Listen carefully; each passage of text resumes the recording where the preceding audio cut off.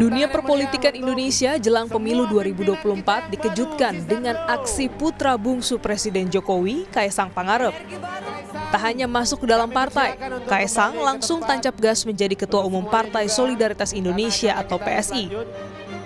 Beragam tanggapan pun muncul. Bakal calon wakil presiden dari Koalisi Perubahan sekaligus Ketua Umum PKB, Muhaimin Iskandar menyebut langkah politik Kaesang patut diwaspadai karena ada Presiden Jokowi di belakangnya. Meski begitu, Caimin juga menyebut kehadiran Kaesang di dunia politik bisa membawa warna baru. Ya, pertama tentu saya mengucapkan selamat kepada putra Pak Presiden, Mas Kaesang.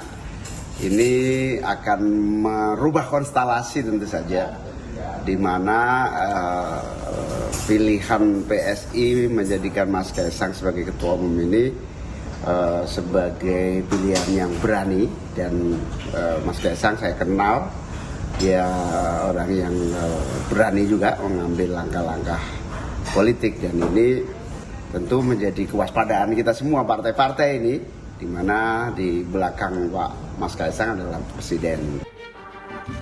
Lalu pertanyaan pun muncul, dengan menjadi kapten, kemana kapal PSI akan berlabuh di Pilpres 2024? Ajakan pun datang dari PDIP. Ketua DPP PDI Perjuangan, Puan Maharani secara gamblang mengajak PSI untuk mendukung Ganjar Pranowo di Pilpres 2024. Sampaikan selamat untuk Mas Kaesang, udah menjadi Ketua Umum PSI. Semoga amanah dan bisa bekerja dengan baik sebagai Ketua Umum. Selamat ya Mas Kaesang. PDI Perjuangan terbuka, kami akan selalu bersilaturahmi. Namun memang semua partai itu mempunyai strateginya masing-masing dalam merangkul atau kemudian memenangkan capresnya. Jadi ayo Mas Kaesang ikut PDI Perjuangan aja yuk. Tapi tak hanya dari PDIP, ajakan juga datang dari Partai Gerindra. Partai ini berharap Kaesang bisa membawa PSI mendukung Ketua Umumnya Prabowo Subianto di Pilpres 2024. Bagi Pak Prabowo, ya, kalau ada anak muda mau maju sebagai politisi, mau menjadi politisi, itu hal yang bagus sekali. Karena menjadi politisi itu kan artinya dia akan memperjuangkan kepentingan orang banyak. Dan di sisi lain dia juga akan berkorban waktu, biaya, tenaga, dan mendedikasikan hidupnya untuk kepentingan orang banyak. Jadi welcome kepada Mas Kaesang, dan saya lihat beliau juga berapa kali pakai t-shirt gambarnya Pak Prabowo. Ya, semoga itu juga pertanda hadirnya Mas Kaesang di PSI bisa membawa PSI mendukung Pak Prabowo. Kaesang memang beberapa kali terlihat memakai kaos bergambar Prabowo.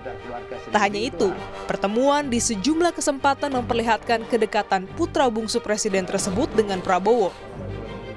Tapi, untuk membawa PSI mendukung Prabowo, Kaesang mengaku masih harus berdiskusi dan menampung aspirasi dari DPW dan DPD PSI.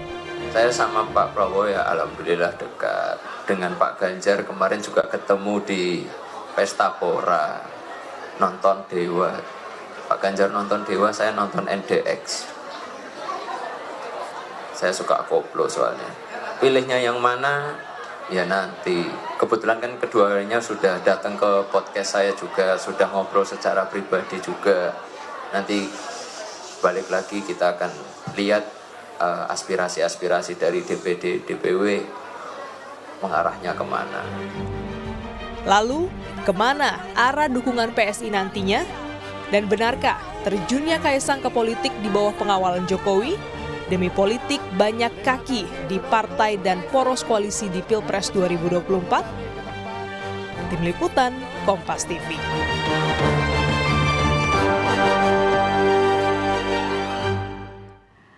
Ya, putra bungsu Presiden Joko Widodo Kaesang Pangarep membuat langkah mengejutkan dengan terjun ke dunia politik. Tidak hanya masuk ke dalam partai, Kaesang langsung tancap gas menjadi Ketua Umum Partai Solidaritas Indonesia atau PSI.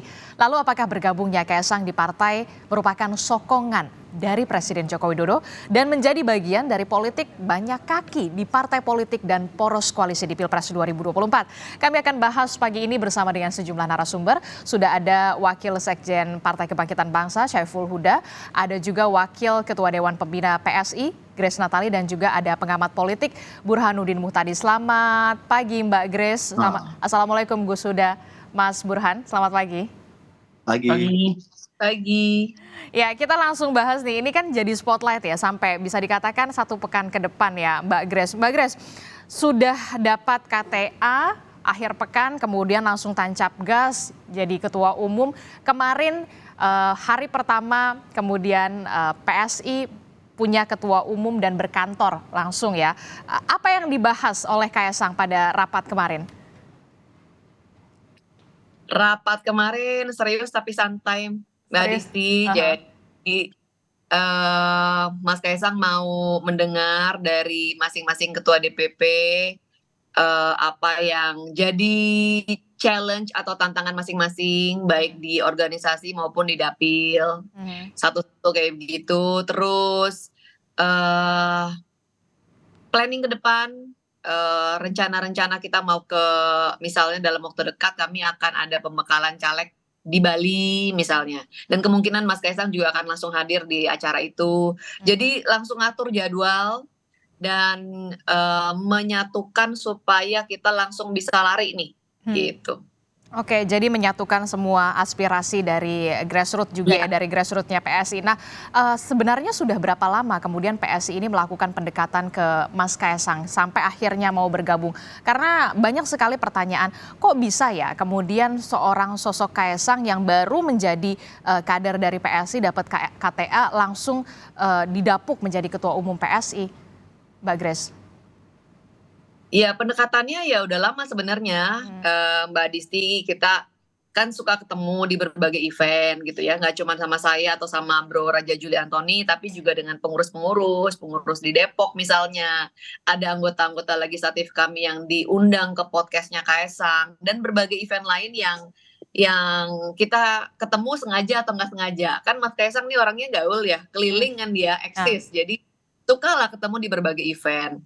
Dari berbagai interaksi itu ya lama-lama ketemu titik temu, dan ternyata Mas Kaesang juga sangat mengikuti apa isu-isu yang diperjuangkan oleh PSI, dan kemudian merasa cocok, merasa satu chemistry. Kalau ngajak, ayo Mas Kaesang gabung ya, itu ya kalau lagi ketemu ya sambil guyon kita ngajak gitu kan. Jadi prosesnya sebenarnya sudah lama secara informal. Berapa bulan Mbak Grace? Wah, itu hitungannya bukan bulan lagi kali ya. Dari dulu-dulu juga kalau ketemu, tapi kan nggak selalu serius, guyon juga. Ayo Mas Kaesang, ikut gabung misalnya gitu. Oke, nah kalau untuk bisa dikatakan tadi kan Mbak Grace juga bilang akan tancap gas nih, akan ngebut. Soal pertama akan kemana? Apakah langsung ke Presiden Jokowi atau ke parpol-parpol dulu nih? Saya belum bisa pastikan dari segi urutan. Kemarin waktu rapat dibilang, ada wartawan yang tanya kan, apa akan sowan ke Pak Jokowi sebagai kepala negara? Oke, akan sowan. Nanti pakai surat juga katanya kan, biar proper. Nah kemudian ada juga tadi kemarin Mas Kaesang bilang salah satu yang akan pertama dikunjungin Perindo gitu. Kenapa ditanya Perindo? Iya, kenapa Perindo? Kemarin pas syuting di tempatnya Pak Haritanu, ketemu Pak Hari, ngobrol, ya udah ntar ke situ ya gitu. Jadi karena ketemu nggak sengaja, ya udah kita nanti janjian aja mau sowan ke Perindo antara lain gitu. Nah tapi dari segi urutan, apakah ke Pak Jokowi dulu atau ke Perindo dulu atau kemana nanti ya, Mas Kaesang lagi muter ketemu orang kemana, ya belum dipastikan, dan nggak sekaku itu juga gitu kan. Apakah nanti misalnya ke capres mana dulu, kalau mau silaturahmi juga belum diputuskan, Mbak Disti. Oke, tapi ada dalam list, dalam daftar, mungkin mau ke Perindo dulu, ke Pak Jokowi juga akan sowan dulu untuk mendengar ujangan dari beliau ke anak-anak muda dan sebagainya. Jadi nanti ditunggu aja nih, agak fleksibel gitu soalnya Mbak. Oke, berarti dalam waktu dekat ya, pekan ini juga atau nanti akhir pekan besok? Kalau pekan ini kayaknya akan segera ke kota kan ya, mungkin pekan besok, mungkin. Oke, pekan depan berarti ya. Soalnya ini ngebutnya, tancap gasnya dari Kaesang ini memunculkan pernyataan dari bakal calon wakil presiden sekaligus ketua umum PKB nih, bosnya Gus Huda. Caimin bilang katanya kehadiran Kaesang ini patut diwaspadai. Apa sih sebenarnya Gus Huda yang patut diwaspadai? Padahal kan kita tahu sosok Kaesang ini tunas baru dalam politik. Ya, pernyataan spontan Gus Imin aja merespon setelah, oh ya sebelumnya saya ucap selamat Mbak Grace punya ketua umum baru. Ya, semoga bisa terus cepat running PSI dan ikut dalam kompetisi Pilpres dan Pileg 2024. Jadi Gus Imin sih spontan aja Mbak Disti. Spontan itu dalam pengertian begini, Mbak Grace mendeklarasikan pengumuman Mas Kaesang detik-detik menjelang Pilpres. Berarti kan ada dua momentum yang saya kira mau diambil, salah satunya adalah Pilpres. Itu yang pertama. Yang kedua, Gus Imin juga melihat bahwa Kaesang sebenarnya bukan merepresentasikan dirinya sendiri, tapi secara politik juga merepresentasikan Pak Jokowi sebagai ayah beliau, dan tentu sedikit banyak saya kira akan merubah konstelasi politik kita, dan itu sangat wajar menurut kita semuanya, dan bukankah itu yang dikehendaki oleh Mbak Grace, kira-kira begitu. Tapi kenapa sampai waspada? Karena kan 2019 aja Mas Kaesang bilang PSI ini hanya mendapatkan suara sekitar 1,89 ya Mbak Grace ya. Kenapa begitu bisa dikatakan begitu perlu diwaspadai sekali begitu Gus Huda? Ya, konteks waspada itu ya kira-kira perlu dicermati, perlu dilihat pergerakannya setelah Mas Kaesang jadi ketua umum PSI. Konteksnya itu aja. Jadi pasti merubah konstelasi gitu. Bukan karena ada presiden di baliknya? Iya, tadi yang saya sampaikan tadi itu. Pasti akan merubah konstelasi karena Kaesang tidak hadir secara pribadi, tapi ada representasi dari Pak Jokowi. Mbak Grace, tanggapannya bagaimana? Yang ketiga sebenarnya ini Mbak Grace selama ini kan ada dua concern ya, pada konteks Pilpres, memposisikan diri PSI sebagai oposan dari PDIP, pada konteks ini ya Pileg ya, pemilu legislatif. Pada konteks Pilpres, Mbak Grace dua kali memutuskan, satu kali ya Mas Ganjar lalu menarik, dan hari ini kita tunggu. Itu yang saya kira yang disebut dengan konstelasi itu. Jadi publik dan kami melihat catur bidangnya Pak Jokowi makin intensif untuk dimainkan menjelang pendaftaran Pilpres. Oke, Mbak Grace, tanggapannya gimana? Ini patut diwaspadai bukan karena mungkin sosok Kaesang yang representatif dari Jokowi tidak bisa dimunafikan, kemudian ada di belakangnya ada presiden di sana. Tanggapan Anda seperti apa? Apalagi sosok Kaesang ini bisa dikatakan baru sekali terjun di dunia politik. Ya itu persis yang dikatakan Mbak Disti. Ini kan Kaesang baru terjun ke dunia politik. Sebelumnya kan di swasta, PSI sendiri suaranya kemarin 1,89%. Jadi saya tersanjung banget nih Gus. Dan kalau ada pernyataan, harus diwaspadai. Kami ini isinya anak-anak yang masih belajar.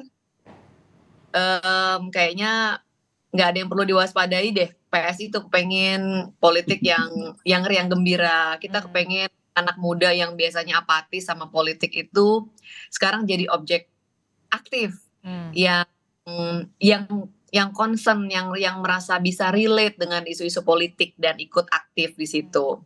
Nah kalau PSI, kami itu hingga saat ini masih netral Gus. Kami masih menunggu, ini kan nggak tahu juga nih Caimin akan terus ada di jadi cawapresnya Pak Anies atau nanti bisa ganti lagi. Emang ada rencana ganti lagi Gus Huda? Tuh kan Mbak Grace sudah serius dia. Padahal kita sudah final padahal. Berarti Mbak Grace serius itu. Ya kali aja masih bisa berubah ya Mbak Grace ya. Kan politik masih dinamis. Ya, Mas Burhan gimana nih menyikapinya? Kaisang ini bisa dikatakan pemain baru. Seberapa besar pengaruhnya jelang Pilpres ini? Kan apakah ini kemudian bisa dikatakan strategi Jokowi untuk memasangkan banyak kakinya di berbagai partai politik dan juga poros koalisi? Mas Burhan. Iya, saya melihat Kaisang pertama sebagai pribadi yang merdeka, karena beliau sudah dewasa, sudah berkeluarga, sudah punya hak otonomi bebas untuk menentukan langkah politiknya. Tetapi pada saat yang bersamaan, yang kedua, beliau tidak bisa dipisahkan dari ayahnya, Presiden Joko Widodo, satu presiden yang sangat populer, yang sangat kuat di parlemen dengan dukungan 7 dari 9 partai, plus terakhir survei dari Gallup yang dikutip oleh The Economist, net approval rating Presiden Jokowi paling tinggi di antara pemimpin-pemimpin dunia. Jadi dua itu yang membuat munculnya Kaisang sebagai Ketua Umum PSI itu mendapatkan respon publik yang sangat luas. Bukan semata-mata sosok pribadi seorang Kaisang, tapi Kaisang adalah putra bungsu Presiden Jokowi, masuk ke partai politik 5 bulan jelang pemilu. Nah, ini yang kemudian dibaca oleh Gus Muhaimin, bahwa munculnya Kaisang sebagai Ketum PSI itu bukan Kaisang semata, tetapi orang membacanya bahwa Presiden berada di balik itu. Jadi betul ya, ada Presiden di balik itu? Bukan. Soal betul tidaknya kan saya tidak punya kemewahan untuk bisa mengakses panggung belakang, Mbak.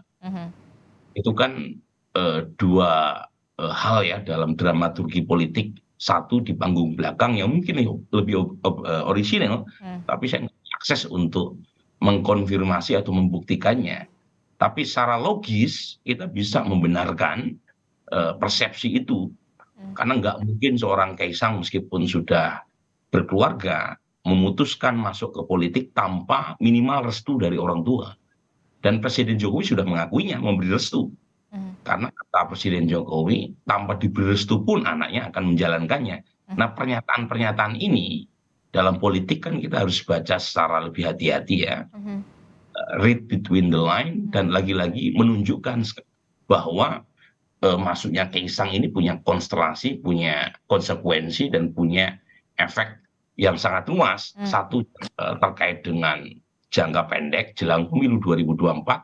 Yang kedua adalah pasca Presiden Jokowi selesai masa jabatannya di Oktober 2024. Dan pilihannya adalah PSI, ini yang menarik ya. Iya, ini yang menjadi pertanyaan juga. Kenapa kemudian akhirnya sosok Kaisang ini melabuhkan pilihan politiknya ini ke PSI. Lalu setelah akhirnya dipilihlah PSI yang menjadi partai politik yang menjadikan dia sebagai ketua umum, langsung itu responnya cepat sekali. PDI Perjuangan ngajakin gabung, Gerindra ngajakin gabung. Jadi seberapa besar kemudian pengaruh dari Kaisang PSI sendiri jelang Pilpres 2024, akankah PSI kemana arah dukungannya? Kita akan simak dari informasinya usai jeda. Tetaplah bersama kami di Sapa Indonesia Pagi. Kami di Sapa Indonesia Pagi, saudara, kita masih membahas soal upaya politik banyak kaki Presiden Joko Widodo, dan kita tahu spotlightnya di pekan-pekan ini lagi ke Partai Solidaritas Indonesia setelah PSI ini mendapuk Kaisang Pangarep putra bungsu Presiden Joko Widodo sebagai ketua umumnya. Mas Burhan, kalau ada anggapan ini adalah strategi yang dipakai oleh Presiden Joko Widodo banyak kaki, tanggapan dari kacamata dari Mas Burhan sendiri, benarkah demikian? Sebenarnya kalau banyak kaki ya terlalu lebay juga ya, mungkin 2 kaki. Jadi dan menurut saya wajar, karena di antara 3 capres, Ganjar dan Prabowo yang mengeluarkan narasi keberlanjutan, sesuatu yang mungkin buat Presiden Jokowi melanjutkan legasi yang sudah 10 tahun beliau tanam ya, terkait proses estafeta kepemimpinan nasional. Yang kedua, yang menurut saya lebih menarik bukan untuk kepentingan jangka pendeknya saja, tapi juga untuk kepentingan jangka panjang. Karena selama ini kan keluarga PDI Perjuangan terasosiasi kuat dengan PDI Perjuangan. Nah, ketika ada Kaisang yang menjadi ketua umum PSI, itu artinya langkah politik keluarga Presiden Jokowi tidak semata-mata diwakili oleh PDI Perjuangan, oleh aktivitas beliau di kepartean maupun anaknya maupun menantunya. Ada satu lagi nih, putranya yang masuk ke partai PSI yang kita tahu gitu ya, selama ini membawa narasi tegak lurus Presiden Jokowi. Dan kalau misalnya Kaisang masuk ke partai lain, belum tentu langsung mendapatkan privilege sebagai ketua umum, padahal baru 2 hari masuk sebagai anggota. Kan kalau misalnya masuk ke partainya Gus Huda kan nggak mungkin langsung jadi ketua menggantikan Gus Muhaimin. Kalau di PSI, karena masih partai kecil, gitu ya, belum lolos PT, dan saat yang bersama narasinya pas dengan karakter yang selama ini ingin dibangun oleh PSI sebagai anak muda, sementara Kaisang juga belum genap 30 tahun, kemudian selama ini juga PSI sangat gencar ya membawa narasi Jokowisme ya, atau Jokowismi gitu ya, dan langsung ketua umumnya adalah putra Presiden Jokowi. Jadi ada banyak hal yang menurut saya saling mengisi ya antara masuknya Kaisang dan PSI. Dan kalau misalnya Kaisang berhasil meloloskan PSI ke Senayan, itu juga akan dilihat publik sebagai keberhasilan Kaisang dan keluarga Jokowi menyelamatkan PSI dari lubang jarum. Jadi lain kalau misalnya Kaisang masuk ke partai yang sudah established, mungkin tidak terlalu banyak direken orang. Jadi saya ada banyak hal yang menunjukkan bahwa hubungan antara Kaisang dan PSI itu semacam simbiosis mutualisme dengan segala trade-off-nya. Trade-off-nya ya kan muncul ya kritik bahwa kehadiran Kaisang memangkas kaderisasi di PSI, gitu ya. Regenerasi, meskipun lagi-lagi kritik ini tidak eksklusif ya ke PSI karena banyak sekali partai yang satu ya ketua umumnya itu saja, yang kedua proses pemilihannya juga tidak transparan, terjadi aklamisasi proses pemilihan ketum gitu ya. Tapi lagi-lagi buat PSI yang selama ini membawa klaim sebagai partai dengan suasana baru, dengan narasi baru yang berbeda dengan partai lama, tentu hal ini ya itu sedikit mencidrai gitu ya.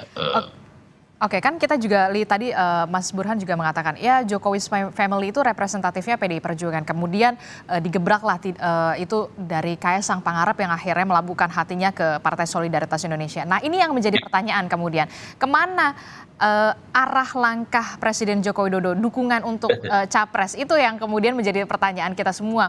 Karena selama ini kita tahu Jokowi family itu PDI banget. Nah, jadi implikasinya dua, Disti. Yang pertama adalah dari sisi elektoral.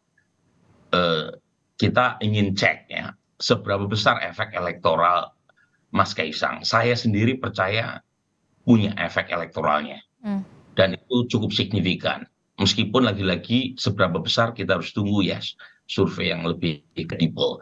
Dan siapa yang dirugikan secara elektoral? Secara teoritis PDI Perjuangan.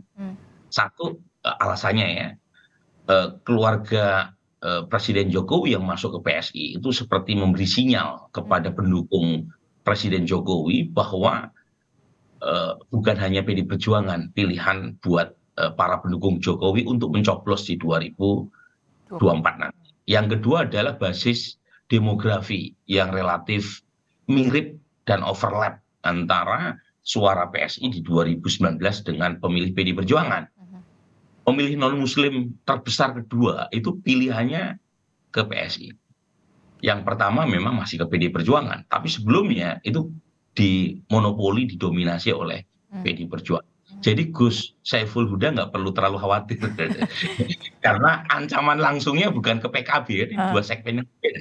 Tapi lebih ke PDI Perjuangan. Itu yang menjelaskan mengapa kemudian respon dari elit PDI Perjuangan, minimal di belakang layar, itu sangat antagonis ya terhadap. Termasuk soal pilihan capres. Termasuk itu, meskipun lagi-lagi PSI belum ya.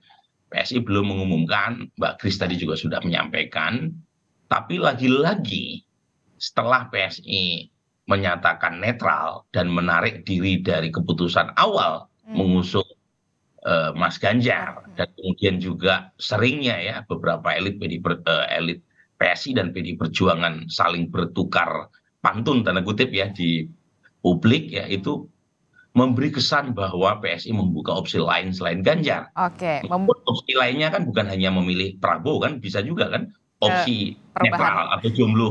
Tapi lagi-lagi sudah terlanjur memunculkan riwayat antagonisme politik kedua partai. Apalagi nih ya, jika di suatu hari nanti itu Mbak Kris kan belakangan sudah sering ya sama Ketua Projo ya, yang kebetulan menteri, dan Ketua Projonya juga sudah memberi kode capres pilihan Pak Jokowi yang huruf depannya P. Itu juga diikuti oleh Mas Kaisang sebagai Ketua Umum PSI, tiba-tiba mengumumkan Pak Prabowo sebagai capresnya. Ya makin menarik lah ya dinamika politik. Oke, ya bisa dikatakan PSI ini lagi di atas angin lah ya. Nah, Mbak Grace. kecuali ya kalau PSI mengumumkan Ganjar. Oh, oke. Bagi capres itu mungkin bisa menetralisir hubungan dengan PDI Perjuangan. Oke, kecuali kalau akhirnya melabuhkan kalau ke Anies agak susah Mbak ya. Kalau ke Anies agak susah. Oke, Mbak Grace gimana nih menanggapinya? Apalagi setelah Ketum PSI Kaisang banyak respon positif, baik itu dari Gerindra dan juga PDI Perjuangan sama-sama dalam tanda kutip merayu. PSI sendiri seperti apa? Kami masih netral Mbak, ojo ke susu. Mati situasi, apalagi kemarin ini kami baca di berita ada wacana, kalau nggak salah Mbak Puan yang ngomong kan, Iya. sedang menjajaki kemungkinan Prabowo dan Mas Ganjar, Pak Prabowo dan Pak Ganjar mungkin bisa bareng, ya kan? Dan ini tentu mengubah lagi peta politiknya. Jadi saya ingat Pak Jokowi dalam pertemuan kami awal September, beliau pernah bilang, wah ini masih akan ada banyak drama sinetron politik, jadi kita tunggu dan amati saja karena masih sangat cair begitu. Jadi kami akan menunggu dulu Mbak, karena situasinya juga masih belum jelas, nggak tahu nih, mungkin cuma Caimin yang jelas tadi katanya Gus Huda ya.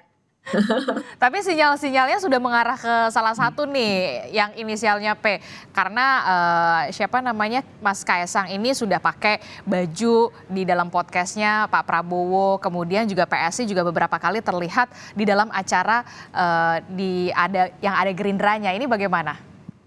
Ya kan kami datang sebagai undangan, diundang baik-baik, kami tentu memenuhi undangan Mbak.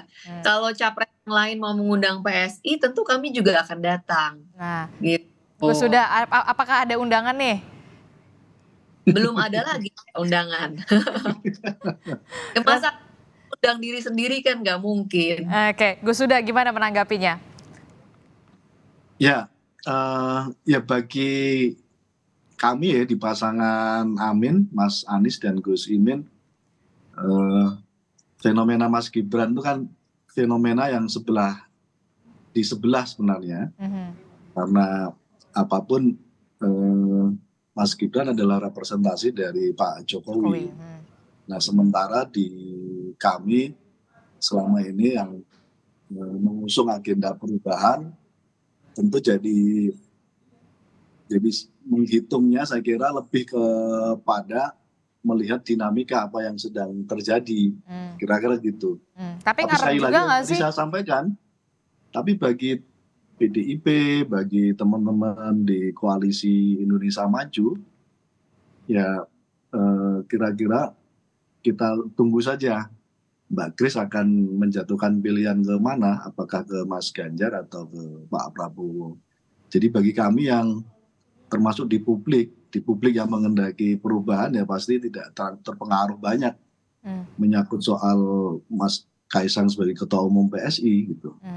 Tapi bagi publik yang masih menjadi bagian dari arus Pak Jokowi dan dua poros lain PDIP dan Gerindra pasti menunggu dengan dagdikduk lah kira-kira begitu, apa yang sedang akan terjadi dengan catur bidang yang sedang dimainkan oleh Pak Jokowi. Oke, tapi tadi sebelum itu pas iklan katanya Mbak Grace kalau mau bertamu ya pasti diterimalah dengan tangan terbuka. Apakah ada kemudian rencana seperti itu akan bertamu juga ke PSI? Kan dari Gerindra sama PDIP juga kemarin sudah ngerayu juga nih Mas Kaesang.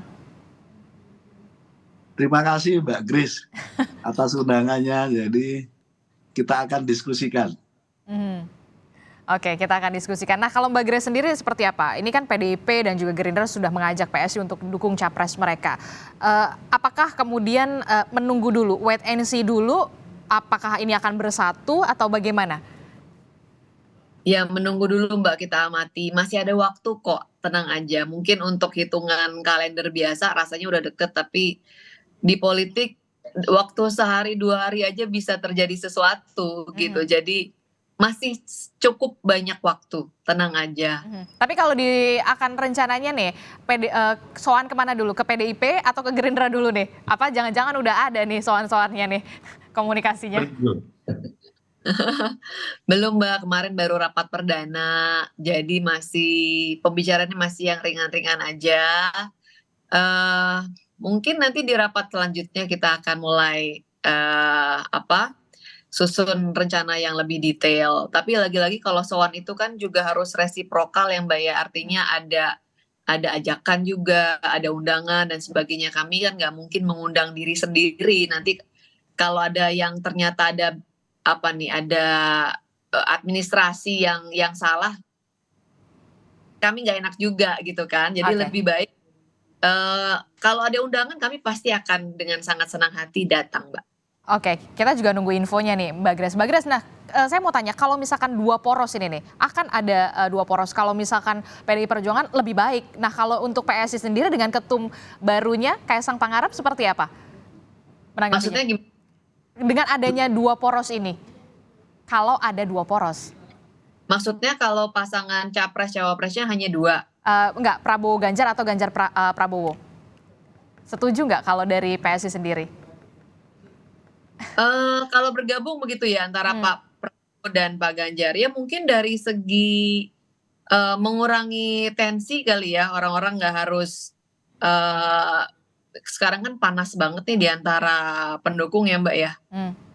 Mungkin ada baiknya juga, jadi lebih tenang situasinya. Oke. Mungkin ada, apalagi kalau sama-sama memang ingin mengawal keberlanjutan program Pak Jokowi ya.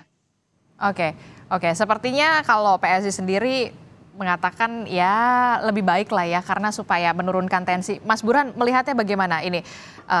PSI sepertinya masih wait and see nih akan menentukan arah dukungannya kemana.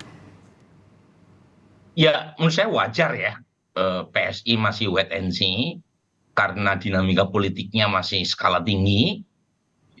Kita tentu belum lupa ya, Gus Muhaimin tukar guling ya dengan Demokrat dalam waktu beberapa hari, itu kan menunjukkan sekali lagi betapa cairnya dinamika politik, dan kalau misalnya PSI salah langkah tentu akan merepotkan. Ini menarik karena bagaimanapun battleground PSI kan lebih di pileg ketimbang di pilpres, dan ketika mengambil keputusan untuk berpihak ke salah satu capres tentu akan mengalinasi pendukung PSI yang memilih atau mendukung capres yang tidak ditetapkan sebagai capres PSI gitu. Nah ini yang menurut saya menarik. Nah mungkin akhir minggu ini ya Rakernas PDI Perjuangan perlu dicermati apakah Ibu Mega mengeluarkan nama cawapres buat Ganjar, artinya klaim atau statement berkaitan dengan munculnya 2 poros di mana poros pendukung pemerintahan Pak Jokowi bersatu ya, entah siapa yang menjadi cawapresnya menjadi runtuh kalau misalnya Ibu Mega mengeluarkan nama cawapres buat Ganjar Pranowo. Dan per hari ini potensi itu yang lebih besar terjadi karena masing-masing partai Gerindra maupun PDI Perjuangan sudah menetapkan capresnya masing-masing, dan keduanya sejauh ini belum ada yang mau mengalah sebagai cawapres. Dan kalau misalnya itu terjadi tentu PSI harus mengambil sikap, apakah sikapnya memilih di antara 2 nama dan ataukah jomblo. Nah kalau jomblo ini buat partai non parlemen implikasinya tidak sebesar buat partai parlemen ya. Betul. Artinya sebagai opsi itu masih bisa dipertimbangkan. Aha. Tetapi kalau pilihan yang pertama memilih salah satu memang tidak mudah buat PSI. Meskipun lagi-lagi tetap ada plus minusnya ya, plus minusnya. Nah, yang kita pengen lihat adalah sejauh mana potensi untuk memilih di antara dua nama tadi besar akhirnya terkonfirmasi oleh PSI. Memang kalau kita baca hari ini PSI lebih dekat ya dengan kubu Pak Prabowo meskipun belum ada hitam di atas Putih ya, putihnya. statement resminya. Dan itu menurut saya juga wajar dalam pengertian melihat gerak langkah Presiden Jokowi juga yang belakangan sepertinya makin melirik ke Presiden Jokowi. Nah, kalau misalnya lirikan Presiden Jokowi ke Mas Ganjar, harusnya Kaisang aktifnya di PD Perjuangan. Oh. Tapi ketika menjadi ketua umum PSI, itu artinya Presiden Jokowi sendiri juga membuka opsi terkait dengan capres di luar Mas Ganjar. Ya, tapi lagi-lagi itu kan semuanya masih bacaan sebagian elit ya, yang belum tentu terkonfirmasi. Jadi kita tunggu saja Mbak Grace ya mengeluarkan keputusan. Yang pasti antara Ganjar atau Pak Prabowo. Kalau ke Anies kayaknya berat. Mbak Grace gimana nih? Cuma ada dua pilihan ya, kayak Mas Burhan, antara Ganjar atau Prabowo atau jomblo. Apa jangan-jangan mau jomblo? Nggak mungkin lah ya. Ya betul Mbak, hari ini pilihan kami ada 3 ya, antara 4 lah sebenarnya, supaya adil. Ya, capresnya ada 3 ya, jadi capres 1, capres 2, capres 3, atau jomblo gitu. Dan betul yang tadi Mas Burhan bilang bahwa pertarungan PSI, karena kami kan tidak bisa mengusung hari ini, hanya bisa memberikan dukungan, dan pertarungan kami yang sebenarnya itu ada di pemilihan legislatif gitu. Jadi gerak langkah PSI kami akan setelah ini akan ngapain, akan kemana, akan seperti apa bentuk sosialisasi dan sebagainya.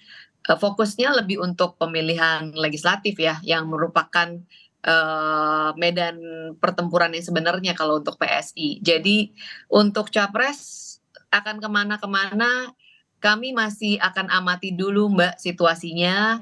Jangan sampai juga sudah menetapkan pilihan, nanti koalisinya berubah lagi misalnya, kan masa dianulir, direvisi, diganti lagi keputusannya gitu kan, nggak enak juga, nggak baik juga ya. Jadi lebih baik memang buat kami tunggu aja dulu sambil merapikan line up caleg gitu kan, mempersiapkan diri untuk pemilihan legislatif. Oke, Gus Huda nih gimana nih? Jadi perlu diwaspadain nggak kalau katanya Mbak Grace, ya medan pertempurannya tuh sekarang bukan di Capres, di Pilpres utamanya. Ya karena soal Pilpres Mbak Grace sudah ada pilihan, tinggal diumumkan sebenarnya.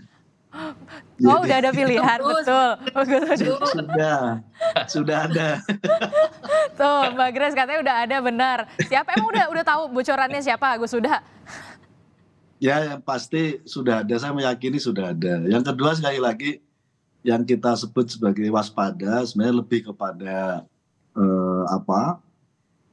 teman-teman yang selama ini memang menjadi sparring partner dari PSI, dalam hal ini PDIP, terus pada konteks Pilpres. Selama ini kan teman-teman PSI misalnya di DKI kan relatif menjadi oposannya Mas Anies, gitu-gitu aja. Jadi sekali lagi bagi publik yang sudah memilih bahwa siklus kekuasaan cukup 10 tahun, kita hormati, kita hargai semua legasi yang sudah diberikan oleh Pak Jokowi dan butuh kepemimpinan baru, relatif tidak terlalu terganggu dengan Mas Kaisang yang jadi ketua umum PSI. Gitu. Nah, bagi para pendukung yang masih ingin melanjutkan siklus ini jadi periode berikutnya, saya kira yang sekarang sedang menunggu was-was, baik teman-teman di koalisi PDIP maupun di koalisi Indonesia Maju. Jadi masih menunggu secara was-was ya.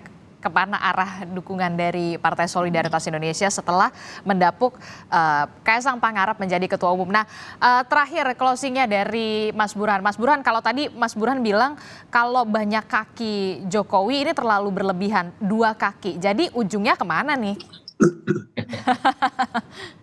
Sabar aja dulu, Mbak.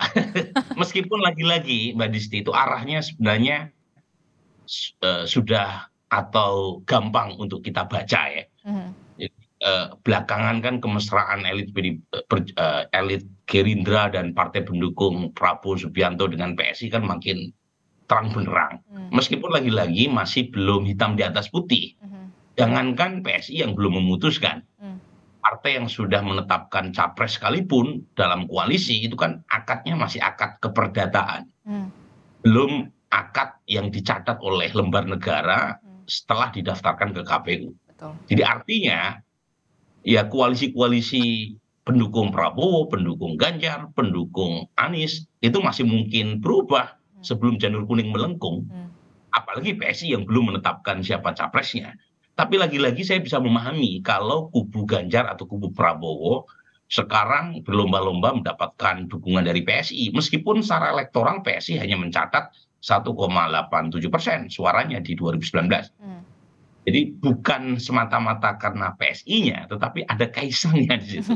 Ada Kaisang Kalau itu. misalnya PSI yang dipimpin oleh Kaisang menetapkan capres tertentu, itu secara simbolik memberi kesan bahwa Presiden Jokowi mendukung capres yang bersangkutan. Nah ini yang membuat posisi tawar PSI menjadi mahal. Oke, ada daya tawar PSI yang dikatakan menjadi mahal karena ada sosok Kaisangnya, begitu ya Mas Burhan ya? Iya. Oke, kita masih akan tunggu tentu saja. Kita menunggu bagaimana kiprah dari sosok Kaisang Pangarep yang kita tahu merupakan putra bungsu Presiden Joko Widodo. Ini saatnya kalau bisa dikatakan karena terjun ke politik praktis 5 bulan jelang Pilpres, apakah ini akan menentukan PSI akan berada di parlemen? Tentu saja kita harapkan benar-benar ada kinerja yang positif tentu saja dari sosok Kaisang yang memberikan pengaruh begitu. Terima kasih informasinya. Sudah ada Wakil Sekjen PKB Gus Huda Saiful Huda dan juga ada Wakil Ketua Dewan Pembina PSI Grace Natali dan juga ada pengamat politik Burhanuddin Muhtadi telah bergabung bersama kami. Terima kasih Bapak-bapak.